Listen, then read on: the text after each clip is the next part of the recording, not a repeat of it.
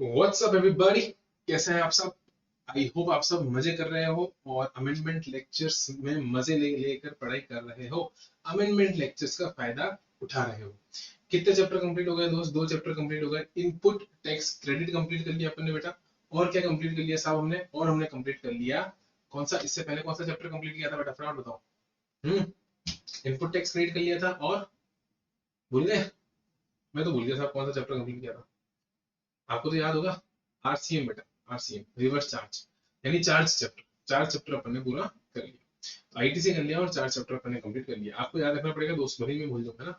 Exam मेरे हैं कि आपके हैं? चलो, आज चैप्टर चालू कर रहे हैं बेटा। कौन सा? सप्लाई। सप्लाई चैप्टर चालू कर रहे हैं। बिल्कुल छोटा सा नन्हा सा मुन्ना सा चैप्टर है दोस्त। कोई ज्यादा खास अमेंडमेंट्स नहीं है। लॉजिक की बात करेंगे तो अमेंडमेंट्स वैसे ही समझ में आ जाएंगे, ठीक है। कोई बड़ा नोटिफिकेशन में कहूंगा नहीं है। सिंपल सा सर्कुलर है, वो सर्कुलर को अपन यहाँ पर डिस्कस करना है। सारे सर्कुलर ये देख लो, अभी सर्कुलर, ये सर्कुलर है, ये भी आपका एक छोटा सा नोटिफिकेशन है, लेकिन उसके साथ भी सर्कुलर और ये भी सर्कुलर है, और यहाँ पर कुछ प्रैक्टिस क्वेश्चन अपन देखकर चलेंगे। तो मोटा मोटी तौर पर बेटा सर्कुलर्स ही है, कोई नोटिफिकेशन लाकर अमेंडमेंट नहीं है साहब। यानी आपका सेक्शन 7 जो होता था, जो हुआ करता था, वही सेक्शन 7 आज भी आपका होगा। आई होप आपको समझ में बात आ गई। अब चले साहब आगे और बात करते हैं कि सर्कुलर क्या क्या है। पहला सर्कुलर है बेटा, आपको दिखाई दे रहा होगा स्क्रीन के ऊपर। वो ये है बेटा कि art works send by artist to galleries for the exhibition is not a supply, as no consideration flows from the gallery to the artist. मैं कह रहा हूँ सारी बातें छोड़ दो साहब और मेरी बात को सिर्फ सुनो। और मुझे सारे बच्चे प्यार से बताएंगे कि सर सेक्शन कौन सी, सप्लाई कौन सी सेक्शन में होता है। सारे बच्चे बताएंगे बेटा सप्लाई कौन सी सेक्शन में होता है। सब बच्चे बोल रहे हैं सर सेक्शन 7 में होता है। सारे बच्चे चिल्ला चिल्ला कर बोल रहे हैं सर सेक्शन 7 में होता है। बेटा सेक्शन 7(1) ए होता है। हाँ सर, सेक्शन 7(1) ए होता है। बी होता है। हाँ सर, बी होता है। बेटा सी होता है। हाँ बेटा, सी होता है। सारे बच्चे बोल रहे हैं। बेटा क्लॉज ए जो होता है वो किसकी बात करता है? क्लॉज ए किसकी बात करता है बेटा? क्लॉज ए बात करता है विद कंसिडरेशन की। किसकी बेटा? सप्लाई विद कंसिडरेशन, ठीक है। देखो बेटा, अगर आराम से पढ़ोगे ना तो मैं आपको सब पढ़ा दूंगा और सब समझा दूंगा, कॉन्सेप्ट वगैरह सब कुछ। केवल शांति से सुनना है और चीजों को समझना है। क्वेरी सॉल्व करने के लिए बेटा व्हाट्सएप ग्रुप बना रखा है, और क्या चाहिए आपको? Open WhatsApp group. रजिस्टर्ड बच्चों के लिए तो है बेटा, सारे बच्चों के लिए जिन्होंने मुझसे पढ़ाई करी है, जो मेरे यहाँ रजिस्टर्ड है, जो मेरे यहाँ रजिस्टर्ड नहीं, सबके लिए क्वेरी सॉल्विंग व्हाट्सएप ग्रुप बना रखा है। उसके अलावा मैं कहता हूँ कमेंट बॉक्स में कमेंट कर दो, वहां पर क्वेरी सॉल्व कर दूंगा। मैं अपनी तरफ से आपको बेटा 100% सपोर्ट दे सकता हूँ। आपको मुझे सिर्फ एक ही चीज देनी है और वो है पढ़ाई। मैं कहता हूँ बेटा पढ़ाई करके दे दो, मैं बस समझाऊंगा, मैं क्वेरीज में सॉल्व करूंगा, डाउट्स में क्लियर करूंगा, प्रैक्टिस में करूंगा। यहाँ तक कि टेस्ट भी ले लेंगे साहब, आपका टेस्ट सीरीज भी आपके लिए लॉन्च कर देंगे, टेस्ट भी आपको ले लेंगे। आपको सिर्फ फुल प्रूफ पढ़ाई करके देनी है। और साहब मैं कोई पैसे नहीं लेने वाला हूँ आपसे किसी चीज के ना। अमेंडमेंट लेक्चर है, यूट्यूब पे डाल रहा हूँ, open lectures, free lectures. Group जो है साहब, उसमें भी कोई डाउट क्लियरेंस के लिए हम कोई 10 रुपए 20 रुपए, कोई डाउट वाइज फीस नहीं है साहब, फ्री टू ऑल है। सारे बच्चे आपस में डिस्कस करते हैं, सारे बच्चे एक दूसरे की क्वेरी सॉल्व करते हैं। जहां पर भी कोई बच्चा गलत बात करता है, गलत लॉजिक देता है या गलत तरीके से चीजों को इंटरप्रेट करता है, वहां मैं क्लियर करता हूँ साहब। मैं एक एक बच्चे के जवाब को ढंग से पढ़ता हूँ और उसको बताता हूँ बेटा देखिए ऐसे ना होकर ऐसे होगा, ठीक है। आपको सिर्फ सपोर्ट क्या करना है? पढ़ाई का सपोर्ट करना है। तो आज बेटा क्या बात चल रही थी? बात चल रही थी साहब 7(1) ए की। 7(1) ए बोलते हैं बेटा सप्लाई होगा। 8 फॉर्म्स ऑफ सप्लाई बेटा, अपन इसको प्यार से बोलते हैं डीएसएलआर लैब टी। मैं उसे बेटा बोलता हूँ डीएसएलआर कैमरा होता है ना, डीएसएलआर कैमरा। उसकी लैब के अंदर बेटा तरुण नाम के अंकल काम करते हैं। उसकी लैब के अंदर तरुण नाम के अंकल काम करते हैं। बेटा एक टेक्निक हमने बना रखी है याद करने की। 8 फॉर्म्स ऑफ सप्लाई बेटा। डी फॉर क्या होता है बेटा? डिस्पोजल। एफ एस फॉर क्या होता है बेटा? सेल। एल फॉर क्या होता है बेटा? लाइसेंस। आर फॉर होता है बेटा? रेंटिंग। एल फॉर होता है बेटा ऊपर लाइसेंस हो गया। तो इधर क्या होगा बेटा बोलो? इधर क्या होगा? Lease. E for exchange, B for barter और T for transfer. T for transfer, ठीक है। हाँ सर, ये होता है बेटा आपका सारे 8 फॉर्म्स ऑफ सप्लाई। तो सेक्शन 7(1) ए बोलता है 8 forms of supply with consideration in the course of furtherance of business. अगर है बेटा तो सप्लाई बनेगा। क्या बनेगा बेटा? सप्लाई बनेगा। Okay sir. बी बोलता है बेटा इंपोर्ट ऑफ सर्विस, जिससे हमें कोई लेना देना ही नहीं है। इंपोर्ट ऑफ सर्विस, क्योंकि बेटा सप्लाई नहीं है, ये इनवर्ड है। इनवर्ड मतलब इंपोर्ट कर रहा हूं, इसे डीम्ड सप्लाई माना गया। ये सप्लाई का मतलब क्या होता है? देना। ये देना थोड़ा ना बेटा, ये लेना है। लेकिन लेने को भी सप्लाई बना दिया, गवर्नमेंट ने लेने को भी सप्लाई बना दिया। तो बेटा इंपोर्ट ऑफ, क्या बोलेंगे? इंपोर्ट ऑफ सर्विसेज, क्योंकि बेटा इंपोर्ट ऑफ गुड्स तो कस्टम में, तो यहाँ पर क्या इंपोर्ट ऑफ सर्विसेज। और तीसरा है बेटा विदाउट कंसिडरेशन। मेरा अच्छा बच्चा बताएगा तीसरा क्या है? तीसरा है बेटा विदाउट कंसिडरेशन। आपको दिख रहा है क्लियर एकदम? हाँ सब एकदम क्लियर दिख रहा है, कोई दिक्कत की बात। तो बेटा विदाउट कंसिडरेशन जो है आपका, ये 7(1) में कवर होता है। मेरा बच्चा बताएगा मेरे को एक सिंपल सी बात कि साहब अगर मैं पेंटिंग बनाता हूँ, मैं आर्टिस्ट हूँ बेटा, मैं क्या हूँ आर्टिस्ट, मैं पेंटिंग बनाता हूँ और बेटा मैं आर्ट गैलरी को मेरी पेंटिंग भेजता हूँ। सर आर्ट गैलरी क्या होती है बेटा? आर्ट गैलरी एक ऐसी जगह होती है जहां पर आपकी पेंटिंग्स को रखा जाता है, लोगों को दिखाया जाता है। आपने पिक्चरों में देखा होगा बेटा, और सबसे फेमस पिक्चर कौन सी साहब? आलू ले लो, प्याज ले लो, याद आया? बिल्कुल याद आ गया होगा साहब, मजनू भाई, है ना? पेंटिंग बनाते हैं, अक्षय कुमार जी आते हैं, फिर हमारी आंटी जी आती हैं, वो तारीफ करती हैं पेंटिंग की, मल्लिका जी, है ना? वो बेटा होता है आर्ट गैलरी, जहां पर आपकी पेंटिंग की बोली लगाई जाती है, आपकी पेंटिंग को सजा के रखा जाता है ताकि लोग आपकी पेंटिंग देख सके, जिसको पसंद आएगी वो खरीदेगा। वो बात की बात है बेटा। खरीदना is a second thing, the first thing is कि आप अपनी पेंटिंग को सिर्फ आर्ट गैलरी को भेज रहे हो। मैं आपसे एक बात पूछता हूँ बेटा, आप जॉब वर्कर को माल भेजते हो, सप्लाई होता है क्या? आप जॉब वर्कर को माल भेजते हो, सप्लाई बनता है क्या? सप्लाई नहीं बनता, क्योंकि जॉब वर्कर आपको उसके बदले में कंसिडरेशन नहीं दे रहा, कोई पैसा नहीं दे रहा बेटा। आप बताओ कि मैंने जो आर्ट गैलरी को पेंटिंग भेज दी, मैं आर्टिस्ट हूं, मैंने पेंटिंग बना के आर्ट गैलरी को भेजी कि आप मेरी पेंटिंग को एग्जिबिट करो, डिस्प्ले करो पब्लिक को, ठीक है? इसके बदले में आप में से फीस ले लेना। वो कब? जब बिके। अगर बिकेगी नहीं तो फीस नहीं, बिकेगी तो आप जो भी आपकी फीस है वो डिडक्ट कर लेना और बाकी का कंसिडरेशन मेरे को दे देना। ठीक है, कोई दिक्कत है? नहीं है सर। देखो बेटा, ट्रांजेक्शन सेल का बाद में होगा, पहले मैं भेजूंगा। मेरा भेजना सप्लाई है कि नहीं है, लड़ाई इस चीज को लेकर, सर्कुलर इस चीज को लेकर। मेरा भेजना सप्लाई नहीं है, क्योंकि बेटा कोई कंसिडरेशन मेरे को आर्ट गैलरी नहीं दे रही, और क्योंकि मेरे को आर्ट गैलरी बेटा कंसिडरेशन नहीं दे रही, इसलिए ये सप्लाई नहीं बनेगा। क्यों? क्योंकि अगर आप इसकी बात करोगे बेटा शेड्यूल 1 की, ये सी को अपन बेटा शेड्यूल 1 के साथ पढ़ते हैं ना, यहाँ पर ये शेड्यूल 1 आता है। विदाउट कंसिडरेशन में क्या आता है बेटा? शेड्यूल 1 आता है। तो शेड्यूल 1 में अपन कौन कौन से केसेस देखते हैं बेटा? PRAI, परई। अपन क्या देखते हैं बेटा? परई। परई में क्या देखते हैं? P4, permanent transfer, permanent transfer of business asset. R में क्या देखते हैं बेटा? रिलेटेड पर्सन और डीम्ड डिस्टिंक्ट पर्सन। ए में क्या देखते हैं बेटा? एजेंसी। और आई में क्या देखते हैं बेटा? Import of services from related person in the course और फर्दरेंस ऑफ बिजनेस। ये होता है परई। और परई में कहीं पर भी एग्जीक्यूशन कवर हो रहा है क्या? नहीं हो रहा है। तो विदाउट कंसिडरेशन में सिर्फ स्पेसिफाइड केसेस ही कवर होंगे जो शेड्यूल 1 में बताए होंगे। 7(1)(c) रीड विद शेड्यूल 1, वही कवर होगा और कुछ भी कवर नहीं होगा। ओके सर, समझ में आ गई बात। तो क्योंकि वहां पर आर्ट गैलरी वाला केस कवर नहीं हो रहा, तो अपन क्या बोलकर चलेंगे कि ये सप्लाई नहीं है। अब बच्चा मेरे से क्वेरी पूछता है और वो पूछता है साहब कि आर्ट गैलरी साहब, ये जो आर्ट गैलरी है, ये आर्ट गैलरी एजेंट नहीं हो सकती क्या? उसने बोला मेरे को सर ये आर्ट गैलरी एजेंसी में नहीं आएगी क्या? ये आर्ट गैलरी एजेंट भी तो हो सकती है। बच्चा पूछता है ये आर्ट गैलरी एजेंट भी तो हो सकती है। तो मैं एक बात पूछता हूँ बेटा, एजेंट का क्या मतलब होता है? शेड्यूल 1 में एजेंट का क्या मतलब है बेटा? इसके ऊपर ऑलरेडी हम बहुत बड़ा सर्कुलर डिस्कस कर चुके हैं सप्लाई चैप्टर के अंदर। मेरे से जिन बच्चों ने पढ़ा है साहब, मैंने तो पढ़ाया ही है, और बाकी टीचर्स ने भी आई होप पढ़ाया ही होगा बेटा। ये तो बहुत कॉमन सेंस की बात है।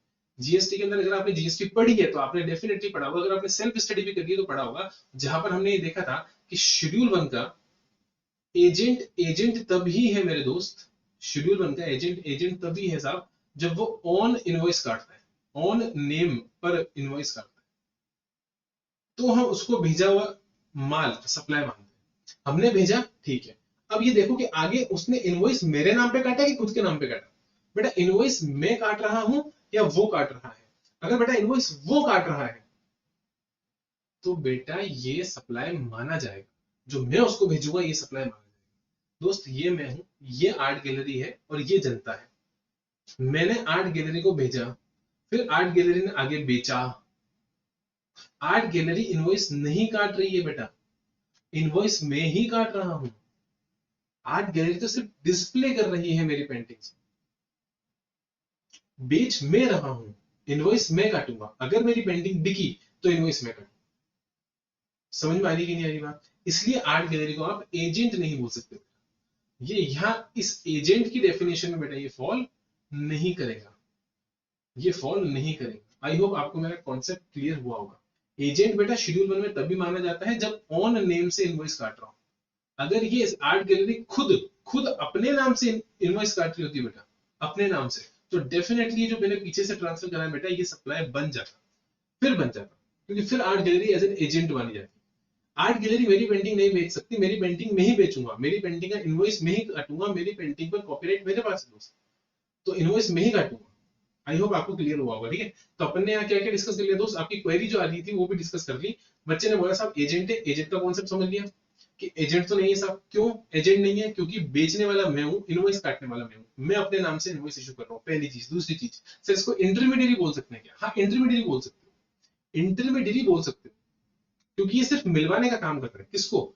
आपको और कस्टमर, सिर्फ मिलवाने का काम कर रहा है बेटा। ये इनवॉइस खुद नहीं काट रहा है, सिर्फ मिलवा रहा है, आपकी पेंटिंग को दिखवा रहा है, जिसने देखी उसको पता चला आपके बारे में, और उसके बाद उसने आपसे पेंटिंग खरीद ली। I hope you are clear. हाँ सर। तो देखो सिंपल सी बात है बेटा, 7-1 सी को पढ़ा और 7-1 सी को शेड्यूल सी के साथ, शेड्यूल फर्स्ट के साथ पढ़ा।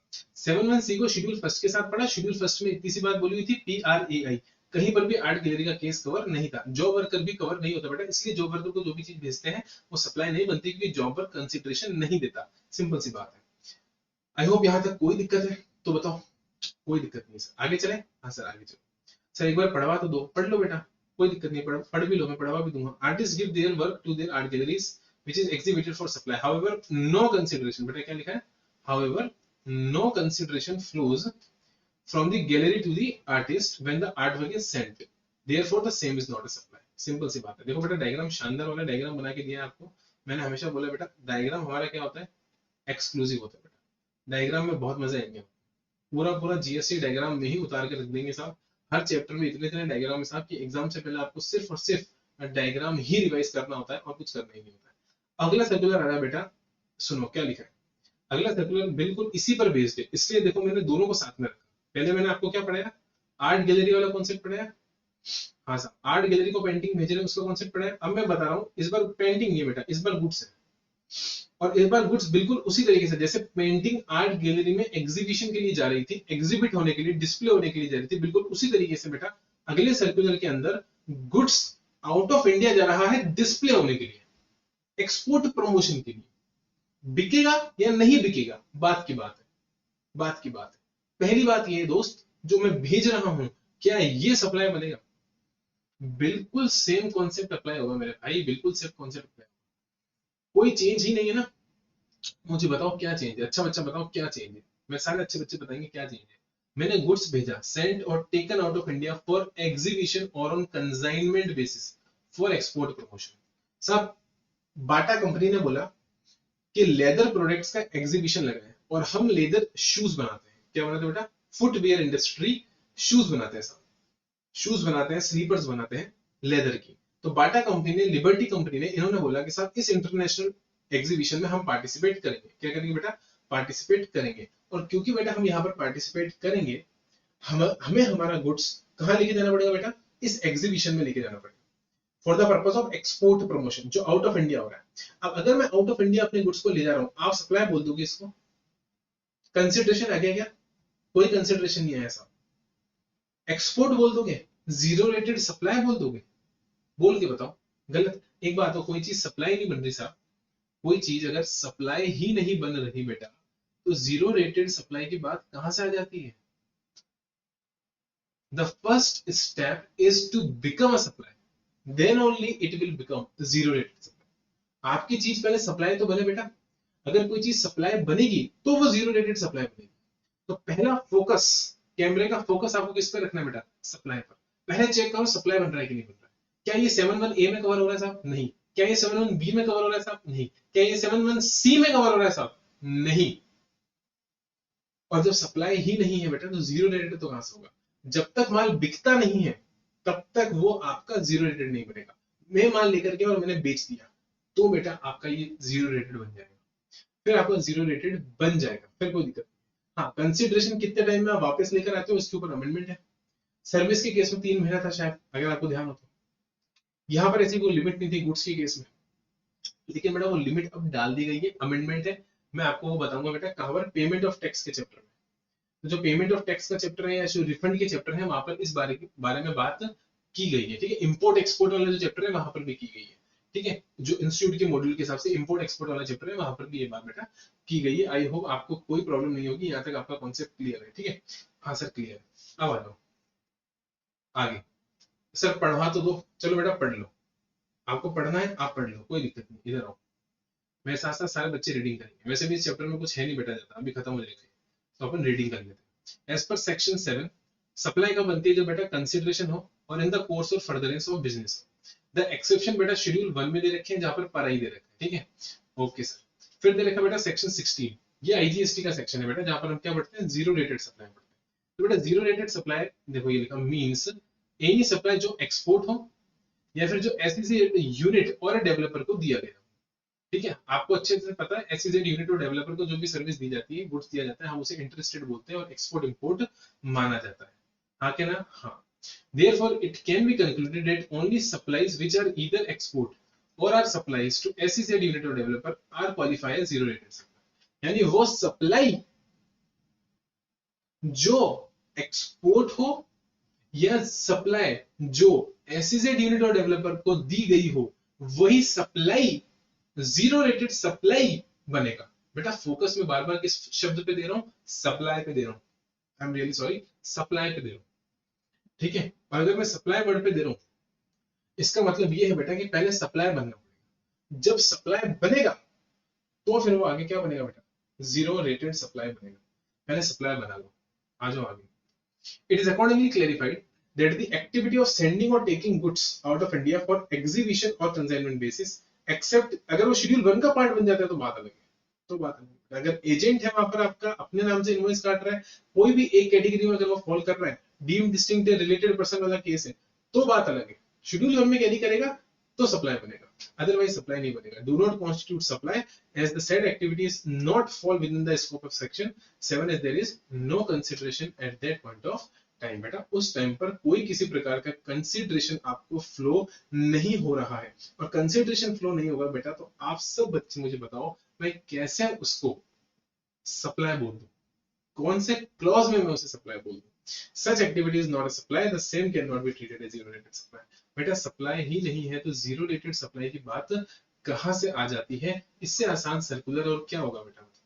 इसलिए मैंने दोनों को साथ में रखा। मैंने कहा एग्जीबिशन में भेजना सप्लाई था क्या, एग्जीबिशन में भेजना, आर्ट गैलरी में भेजना, जब मैंने पेंटिंग भेजी थी तो वो सप्लाई बना था क्या, वो सप्लाई नहीं बना था। वो सप्लाई क्यों नहीं बना था, क्योंकि बेटा कंसिडरेशन नहीं था। उसी तरीके से यहाँ पर जब मैं इंडिया के बाहर एग्जीबिशन में लेके जा रहा हूँ मेरे गुड्स को एक्सपोर्ट प्रमोशन के लिए, हम हमारे देश में एक्सपोर्ट बढ़ाना चाहते हैं दोस्त। एक्सपोर्ट बढ़ेगा जब बाहर वालों को आपका माल दिखेगा, तब वो खरीदेंगे, तब वो ऑर्डर देंगे।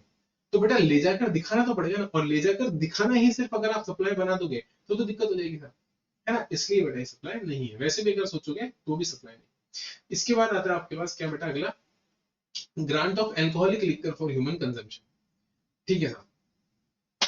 Grant of alcoholic liquor licence, आप सब ये बात बहुत अच्छे से जानते हैं मेरे बच्चों कि आप कभी भी अगर कोई वाइन शॉप ठेका, अपना जो ठेका होता है साहब, ठेके का अगर आपको दुकान लगानी है, वाइन शॉप लगानी है, बियर शॉप लगानी है, तो बेटा क्या लेना पड़ेगा, बोलो मेरे अच्छे बच्चे क्या लेना पड़ेगा, गवर्नमेंट से लाइसेंस लेना पड़ेगा। आपको ध्यान है टेंडर निकलता है, उसके अंदर आप लोग एप्लीकेशन लगाते हो, और जहां तक मुझे ध्यान है बेटा एक घर से जितने भी जने होते हैं सबके नाम से एप्लीकेशन लगा दी जाती है, किसी के नाम पे तो खुलेगा, बहुत सारे नामों पर, परिवार के जितने जने सबके नामों पर, मेल फीमेल सबके नामों पर एप्लीकेशन लगा देते हैं, किसी के नाम तो खुलेगा बेटा, क्योंकि कमाई बहुत होती है, कमाई मार्जिन बहुत है, मार्जिन बहुत है, कमाई बहुत है, इसलिए बेटा सबके नाम से डाल देंगे, ठेका खुल जाए, बस नाम आ जाए फिर तो संभाल लेंगे। तो होता क्या था साहब, होता ऐसा है कि गवर्नमेंट जब लाइसेंस देती है बेटा तो लाइसेंस फीस होती है। आपको क्या देना पड़ता है, आपको क्या लगता है कि एक बार आपने लाइसेंस ले लिया तो क्या जिंदगी भर चलाओगे आप अपनी शॉप को, नहीं बेटा लाइसेंस होता है, लाइसेंस रिन्यू कराना पड़ता है, और हर बार आपको जब भी लाइसेंस आप रिन्यू करोगे या नया लाइसेंस लोगे, आपको क्या देनी पड़ेगी बेटा, फीस देनी पड़ेगी। क्या देनी पड़ेगी, लाइसेंस फीस।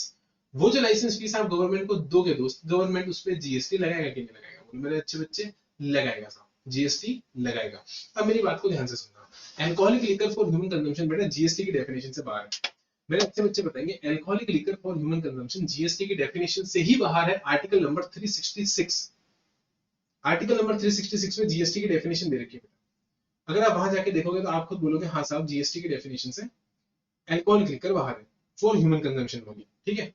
अब जब एक बात बताओ, जिस चीज पर जिसकी आउटवर्ड सप्लाई पर टैक्स नहीं लग रहा, अगर उसके रिलेटेड किसी भी इनवर्ड सप्लाई पर अगर मैं टैक्स लगा दूं बेटा, तो वो कॉस्ट का पार्ट बन जाएगा। सर आपने क्या बोला मुझको समझ में नहीं आया बेटा, नोटिंग में आ जाओ, अभी समझा मेरे अच्छे बच्चे, नोटिंग में आ जाओ।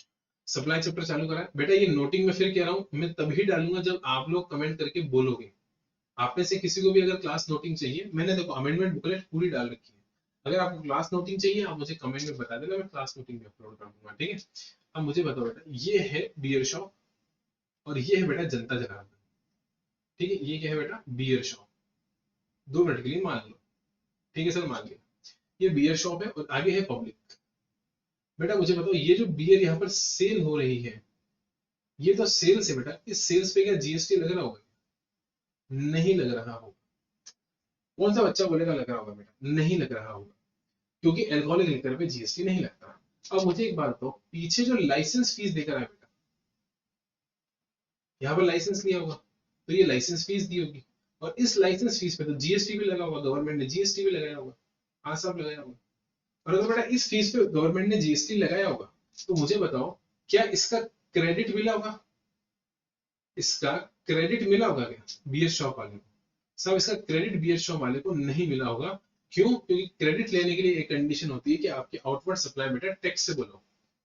क्रेडिट लेने के लिए सेक्शन 16 में, सेक्शन 17 में एक कंडीशन होती है जहां लिखा रहता है कि आपको क्रेडिट तभी मिलेगी जब आपकी आउटवर्ड सप्लाई क्या हो बेटा, टैक्सेबल हो। और यहाँ पर बेटा आउटवर्ड सप्लाई क्या है, non taxable, non taxable, GST नहीं लग रहा। अब बताओ अगर मेरी आउटवर्ड सप्लाई ही बेटा क्या है, नॉन टैक्सेबल, तो मुझे क्रेडिट नहीं मिलेगा, और क्रेडिट नहीं मिलेगा साहब, तो इसका मतलब क्या होगा कि ये जीएसटी मेरी कॉस्ट का पार्ट बनेगा। और बेटा मैंने पहले ही बताया आपको कॉस्ट का पार्ट नहीं बनाने देंगे, ठीक है। जीएसटी का एक ही इंटेंशन होता है बेटा कि कहीं पर भी कोई भी टैक्स कॉस्ट का पार्ट ना बने, ताकि वो चेन पूरी खाली हो जाए। अब देखो उन्होंने क्या करा, आगे भी टैक्स नहीं लग रहा, और पीछे पता है क्या करा इन्होंने, ये जो टैक्स लगता था ये हटा दिया साहब। अमेंडमेंट क्या है बेटा, अमेंडमेंट ये है कि अब टैक्स नहीं लगेगा, अब गवर्नमेंट इस पर टैक्स नहीं लगाएगी। सब क्यों नहीं लगाएगी, ऐसे कैसे नहीं लगाएगी, कहाँ लिखाएंगी लगाएगी, कहाँ गवर्नमेंट को पावर बना करने की?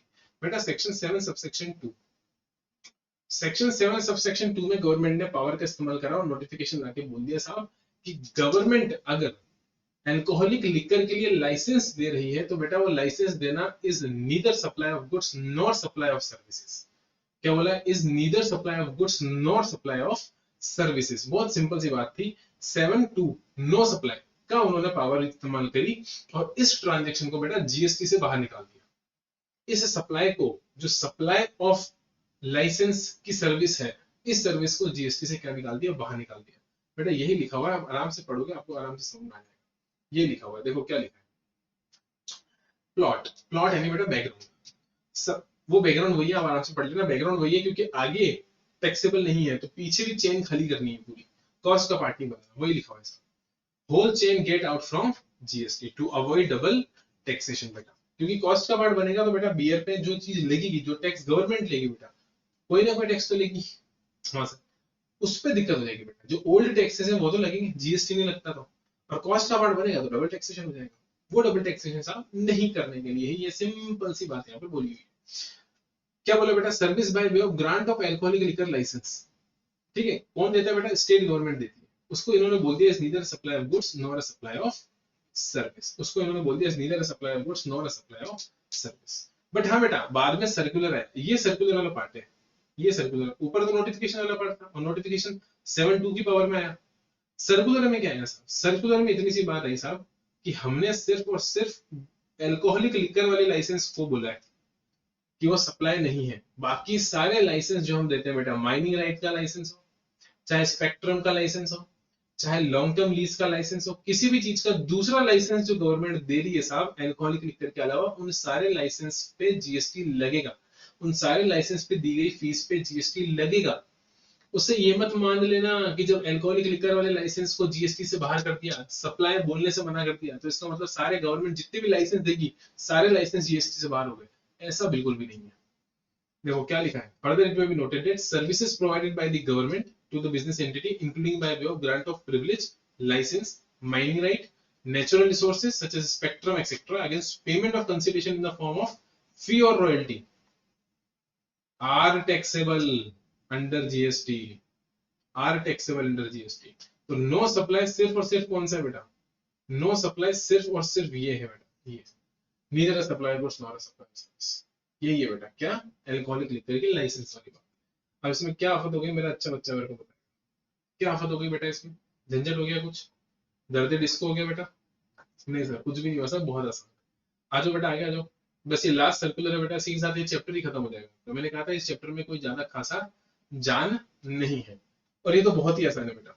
इसको समझाने के लिए बेटा मेरे को नोटिंग पे लाना पड़ेगा आपको, नोटिंग पे आराम से इसको समझेंगे और आराम से बेटा आपको समझ में आ भी जाएगा। मेरे को एक बात बताओ बेटा, एक है ये, एक है ये, एक है ये, एक है ये, सर ये कौन अभी बता दो, और बेटा दूसरा है ये, ठीक है सर, ये है बेटा एमएम सर, ये कौन है बेटा एमएम सर, ठीक है, और ये कौन है बेटा, ये बेटा कोई भी एक आप मान लो चैरिटेबल ऑर्गेनाइजेशन, ये कोई भी बेटा एक चैरिटेबल ऑर्गेनाइजेशन है, कौन है बोलो सारे बच्चे, चैरिटेबल ऑर्गेनाइजेशन। सर आप ऊपर नीचे लिखते हो, आप सीधा सीधा नहीं लिखते बेटा, समझ में आ जाए ना बात तो मजा है।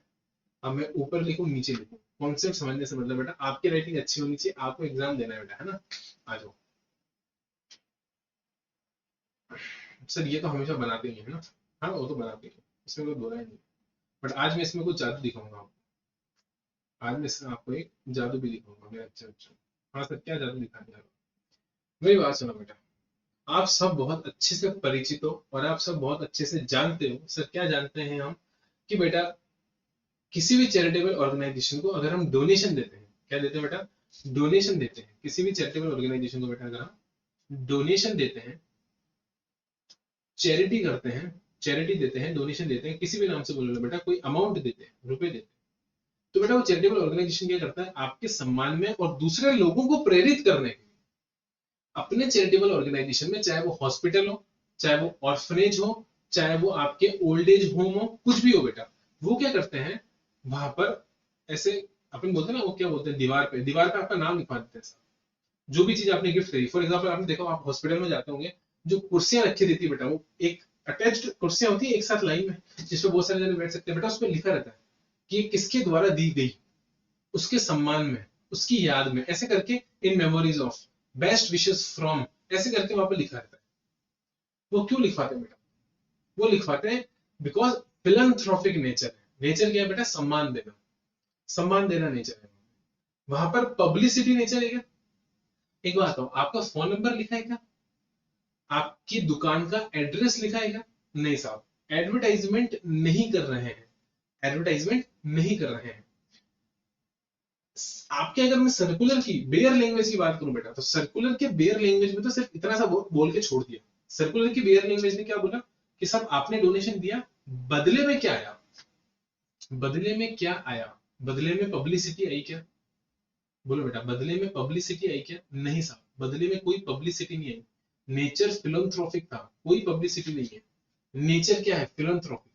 और अगर नेचर बेटा आपका सिर्फ और सिर्फ सम्मान करना है सामने वाले को जिसने डोनेशन दिया, तो मेरी बेटा बात सुनो, ये सप्लाई नहीं बनेगा, ये सप्लाई नहीं बनेगा। बट बेटा लॉजिक क्या हुआ इसका, ये कोई लॉ में लॉजिक थोड़ी ना हुआ। आप ये बताओ ना कौन से सेक्शन में कवर नहीं हुआ, 7(1) में कवर नहीं हुआ, 7(1) में कवर नहीं हुआ, 7(1) में, कैसे आपने मना कर दिया कि सप्लाई नहीं, बताओ। अगर मैं वही मैंने बोला ना, देखो लॉजिक तो मैंने दे दिया, लॉजिक क्या है, लॉजिक ये साहब मैंने डोनेशन दिया, सामने वाले ने सम्मान में, मेरे सम्मान में, अपनी बेंच पर, अपनी मार्बल पर, अपनी दीवार पर, अपनी घड़ी पर, अपने सोफे पर, कहीं पर भी क्या करा था, मेरा नाम लिखवा दिया सम्मान में, बेस्ट विशेस फ्रॉम, ठीक है। तो क्या हुआ, मेरी तरफ से डोनेशन गया, उसकी तरफ से क्या है बेटा, सप्लाई कंप्लीट करने के लिए ताली बजनी चाहिए दो हाथ से, कंसिडरेशन जा रहा है बेटा, तो सामने से भी कुछ आना चाहिए। जब तक ट्रांजेक्शन टू वे नहीं होगा तब तक बेटा one way transaction is not a transaction, two way होना जरूरी है। कंसिडरेशन है तो साथ में क्या होनी चाहिए बेटा, सप्लाई ऑफ गुड्स और सर्विस होना चाहिए, तभी तो जीएसटी लगाओगे, तभी तो सप्लाई बनाओगे। अब ये कह रहे हैं कि नाम लिखवा देना सप्लाई नहीं है, मैंने कहा जी कैसे नहीं है ये तो समझाओ। तो सर्कुलर में ऐसा कुछ क्लेरिफिकेशन खास तौर से लिखा नहीं, उन्होंने तो बस ये बोल दिया कि एडवर्टाइजमेंट नहीं है, क्या बोल दिया, एडवर्टाइजमेंट नहीं है। अब मैं आपको कहता हूँ बेटा, अपन थोड़ा लॉजिक समझने की कोशिश करते हैं, ठीक है। एडवर्टाइजमेंट नहीं है वो तो समझ में आ गई बात, कि एडवर्टाइजमेंट नहीं है, इसलिए सप्लाई नहीं है। बट ये कोई तर्क नहीं हुआ साहब, लॉ का तर्क नहीं हुआ, कोई सेक्शन का रेफरेंस नहीं हुआ। अब मेरी बात को ध्यान से सुनो, हम थोड़ा लॉ समझने की कोशिश करते हैं। और इसलिए बेटा मैं आपको लेकर जाऊंगा कॉन्ट्रैक्ट एक्ट के अंदर। बेटा कहां पर बेटा? Contract act. सीपीटी में पढ़ते थे बेटा, अभी तो सीए फाउंडेशन हो गया, तो बेटा कॉन्ट्रैक्ट एक्ट में पढ़ते हैं, ठीक है? हाँ सर। कॉन्ट्रैक्ट एक्ट में क्या पढ़ते हैं बेटा कि अगर आपको वैलिड कॉन्ट्रैक्ट क्रिएट करना है तो एसेंशियल कंडीशन क्या क्या होनी चाहिए। मैं तो कह रहा हूँ साहब मेन मेन कंडीशन बता दूं। सबसे पहली main condition, there should be more than one party. बेटा एक पार्टी से ज्यादा पार्टी होनी चाहिए। दूसरी कंडीशन बेटा reciprocal promise, promise to do something, promise to do something होना चाहिए था। रेसिप्रोकल प्रॉमिस होना चाहिए, ध्यान रखना। मैं हमेशा बोलता हूँ बेटा बहुत इंपॉर्टेंट है रेसिप्रोकल प्रॉमिस। तीसरी कंडीशन होती है बेटा there should be a consideration, there should be a consideration. Contract without consideration is a void contract. क्या बोलेंगे? क्या बोलेंगे बेटा? Contract without consideration is a void contract. तीन मेन कंडीशन की अगर मैं बात करूं, तीन मेन कंडीशन की अगर मैं बात करूं तो मेरे पहली कंडीशन क्या होती है मेरे बच्चे को? मैंने बोला था पहली कंडीशन होनी चाहिए, क्या होनी चाहिए? मोर देन वन पार्टी, मोर देन वन पार्टी। सब एक जने से ज्यादा होना चाहिए। खुद के साथ प्रॉमिस प्रॉमिस नहीं कहलाता। दूसरा सा, promise to do something, promise to do something. इससे बेटा मैं बोलता हूं ऑब्लिगेशन होनी जरूरी है। क्या होनी जरूरी है बेटा? ऑब्लिगेशन होना जरूरी है। बिना ऑब्लिगेशन के कॉन्ट्रैक्ट नहीं बनेगा। और तीसरा होता है बेटा आपके पास जिसे हम बोलते हैं कंसिडरेशन इज मस्ट। क्या मस्ट होना चाहिए बेटा? Consideration is must.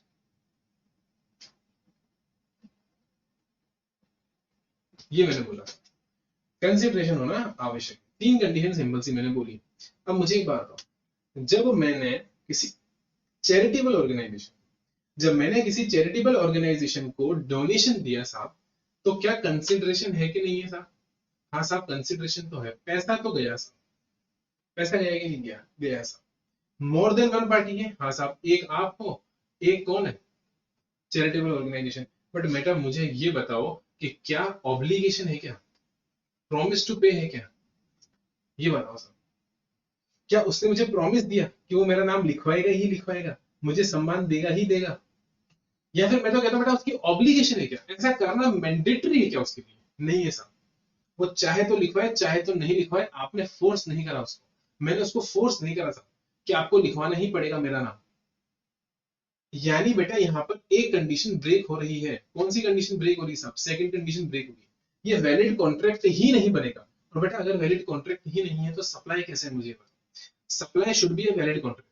सब ये कहाँ लिखा हुआ है? ये लिखा हुआ नहीं है बेटा, ये डीम्ड है। ये आपको समझना पड़ेगा। सप्लाई बेटा वैलिड कॉन्ट्रैक्ट होना जरूरी है। बेटा सप्लाई में एक बार ध्यान रखना, सप्लाई में बेटा तीन क्लॉज है, clause A, clause B, clause C. मैं हमेशा बोलता हूँ 7(1)(a) जिसकी आप बात करते हो बेटा, 7(1)(a) जिसकी आप बात करते हो, 7(1)(b) जिसकी आप बात करते हो, 7(1)(c) आप जिसकी बात करते हो, बेटा ये विद कंसिडरेशन होता है। 7(1) है बेटा, विद कंसिडरेशन होता है। ये देखो कंसिडरेशन होता है। प्रॉमिस होना चाहिए साहब, मोर देन वन पार्टी होना चाहिए।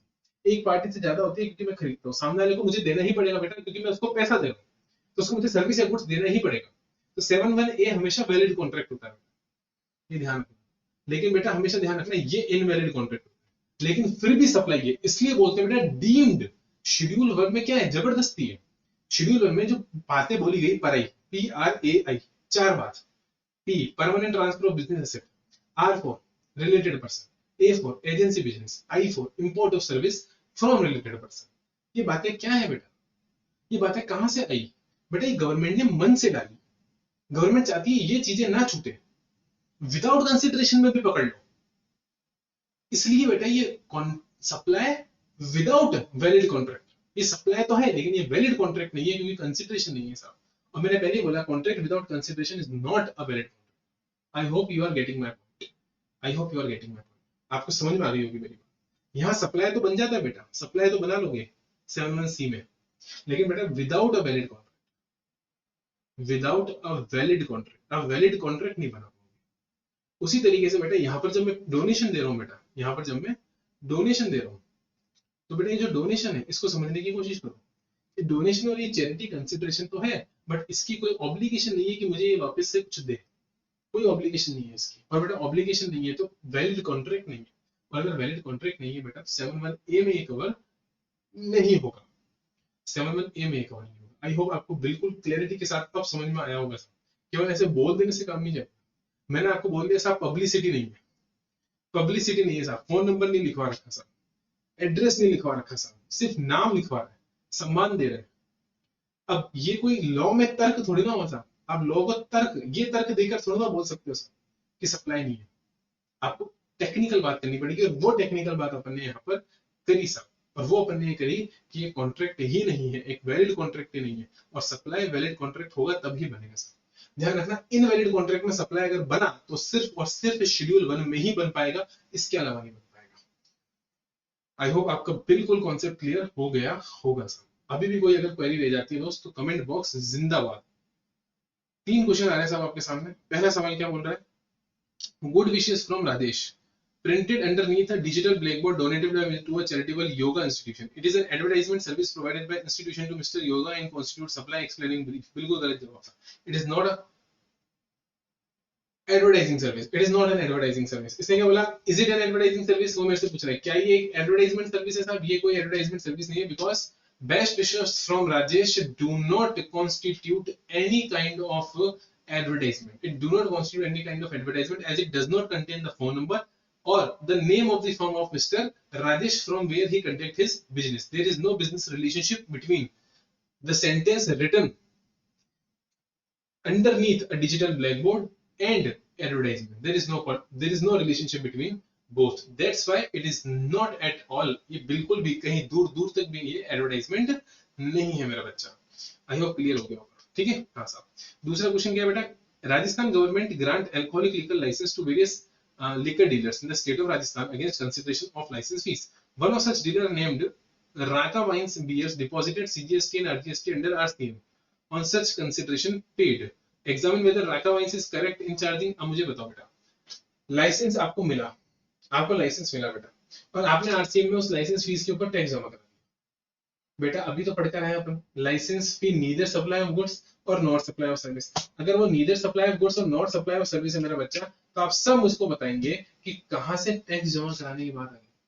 तो बेटा बिल्कुल गलत है। एग्जामिन वेदर राका एंड वाइस इज करेक्ट, राका and vice and is incorrect. ठीक है, पहले लॉजिक समझा देना, फिर कंक्लूजन में क्या लिखोगे, राका wines and beers are totally incorrect as per the latest notification. आपको नोटिफिकेशन नंबर याद मत रखना, रिसेंट नोटिफिकेशन या latest notification, government has clarified that, क्या क्लैरिफाई करते हैं साहब, supply of alcoholic liquor licence for alcoholic liquor, क्या बोलेंगे, supply of grant of alcoholic liquor licence is neither supply of goods not supply of service under section 7 subsection 2। और last है साहब आपके पास में, उसमें लिखा है Malu exports unregistered in GST started a business of export of wool products. They took participation in an international exhibition for wool merchants in USA and took with itself goods worth ₹25 lakh. Whether it is required to take registration under GST. सब 25 लाख का माल बाहर लेके चलेगा, registration करने की जरूरत है, मतलब 25 लाख का माल तो लेकर चलेगा, लेकिन ये माल सप्लाई ही नहीं बना, क्योंकि एग्जीबिशन पर्पस के लिए अगर आप बाहर लेकर जा रहे हो जहां पर कंसिडरेशन नहीं है, 25 लाख का माल तो है, लेकिन इस माल के 25 लाख के बदले के 25 लाख मिल गए, नहीं मिले, नहीं मिले साहब, नहीं मिले। सिर्फ माल 25 लाख का होने से कुछ भी नहीं होता, कंसिडरेशन इसी होना जरूरी है साहब। तो क्या रजिस्ट्रेशन लेने की रिक्वायरमेंट है बेटा? रजिस्ट्रेशन लेने की रिक्वायरमेंट नहीं है। हाँ, उस कंट्री की कानून के हिसाब से क्या होगा वो मुझे नहीं पता, हो सकता है दूसरी कंट्री कह रही हो बेटा कि वहां पर आप एनआरटीपी बन रहे हो तो रजिस्ट्रेशन लो, वो एक अलग बात है, एडवांस रजिस्ट्रेशन लो, लेकिन अपनी कंट्री से अगर आप माल लेकर बाहर जा रहे हो तो क्या यहाँ रजिस्ट्रेशन कराने की जरूरत आएगी क्या? नहीं आएगी बेटा, कोई रजिस्ट्रेशन कराने की जरूरत आपको नहीं आएगी, क्योंकि यहाँ पर आप एनआरटीपी नहीं बन रहे हो। ठीक है, आप यहाँ से जा रहे हो, बाहर से यहाँ नहीं आ रहे हो। ठीक है बेटा, इसी के साथ सप्लाई चैप्टर कंप्लीट होता है। अगले चैप्टर में मिलेंगे बेटा आपको, वो होगा आपका एग्जम्पशंस। तो अगले में आपको एग्जम्पशंस लपेट दूंगा मैं सारी की सारी उस लेक्चर के अंदर, और आपको वो चैप्टर भी कंप्लीट अपन कर लेंगे। ठीक है, तो क्या क्या हो गया बेटा, 4 चैप्टर कंप्लीट हो गया, आईटी से चैप्टर कंप्लीट हो गया, और अभी सप्लाई चैप्टर भी कंप्लीट हो गया। इसके बाद बेटा अपन एग्जम्पशन चैप्टर भी कंप्लीट कर लेंगे। ठीक है, कोई भी प्रॉब्लम हो, मैं पहले ही बोल चुका हूँ, व्हाट्सएप ग्रुप ज्वाइन कर लो बेटा, चैनल को सब्सक्राइब कर लो, लाइक कर लो, वीडियो को शेयर करो, और जितना आप कर सकते हो सब उतना करो, और बाकी पढ़ाई करो। ठीक है, थैंक यू सो मच बेटा, बाय बाय।